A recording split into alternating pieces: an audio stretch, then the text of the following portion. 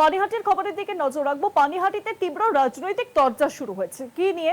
বিধানচন্দ্র রায় প্রতিবন্ধী বিশ্ববিদ্যালয়ের জমির মিউটেশন ঘিরে রাজনৈতিক তরজা। মিউটেশনের রাতারাতি বিধায়কের নামে বিজেপির অভিযোগ উড়িয়ে নথি দেখালেন নির্মল ঘোষ। স্কুলের জমির চরিত্র জানতে পৌরসভার চেয়ারম্যানের চিঠি। বিধানচন্দ্র রায় বিদ্যালয়ের জমির মিউটেশন নিয়ে শুরু হয়ে গিয়েছে বা রাজনৈতিক চর্চা। মিউটেশনের রাতারাতি কিভাবে বিধায়কের নাম উঠল তা নিয়ে শুরু হয়ে গিয়েছে চর্চা। যদিও বিজেপির অভিযোগ উড়িয়ে নথি দেখালেন নির্মল ঘোষ যে এরকম কোনো ঘটনা কোনোভাবেই ঘটেনি। পানিহাটিতে শুরু হয়ে গিয়েছে তীব্র রাজনৈতিক চর্চা। বিধানচন্দ্র রায় বিদ্যালয়ের জমির মিউটেশন ঘিরে শুরু হয়েছে উত্তেজনা।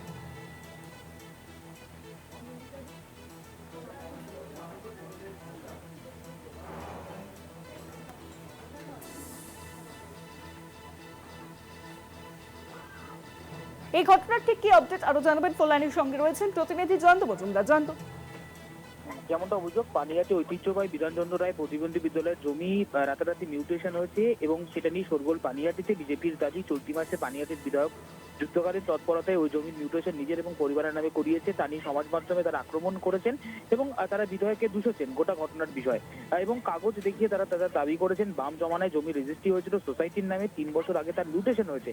কুৎসার জবাব, এই যে গোটা ঘটনার বিষয়ে মানুষ যে কুৎসার জবাব, সেই জবাব কিন্তু ভেবে এমনটাই বিজেপির তরফ থেকে দাবি করা হয়।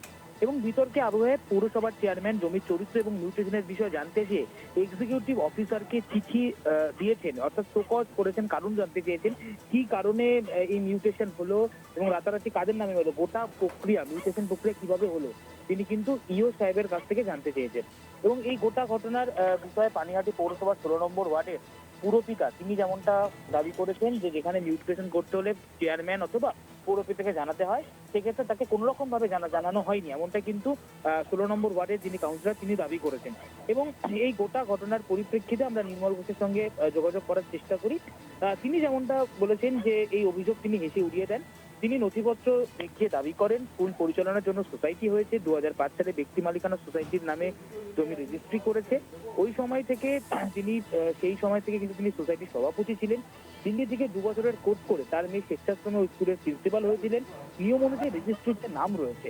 সরকারি জমি কেউ বিক্রি বা ব্যক্তিগত কাজে ব্যবহার করতে পারবে না। ওই জমি 2023 সালে মিউটেশন হয়েছে, ওখানে জমি কিছু পরিমাণ জায়গাও রয়েছে।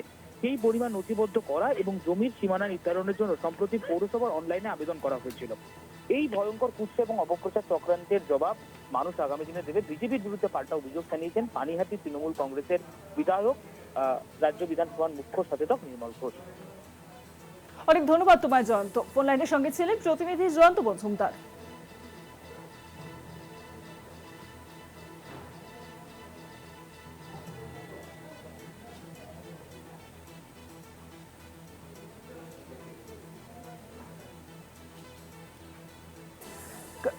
পানিহাটি পৌরসভার কাউন্সিলর তাপস দে তিনি কি বলছেন, পাশাপাশি বিধায়ক তিনি বা কি বলছেন শোনাবো আপনাদেরকে।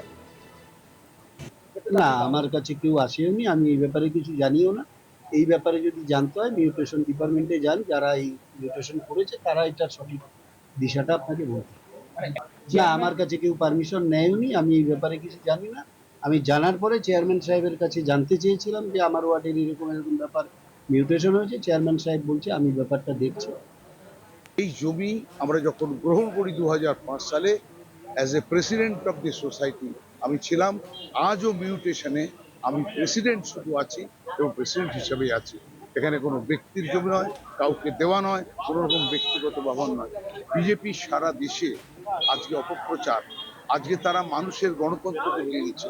মানুষকে যেভাবে তারা সমালোচনা করছে, তারা অসভ্য বর্বরের দল যেভাবে সমালোচনা করছে, এই সমালোচনা তারা 2026-এ তার জবাব পাবে।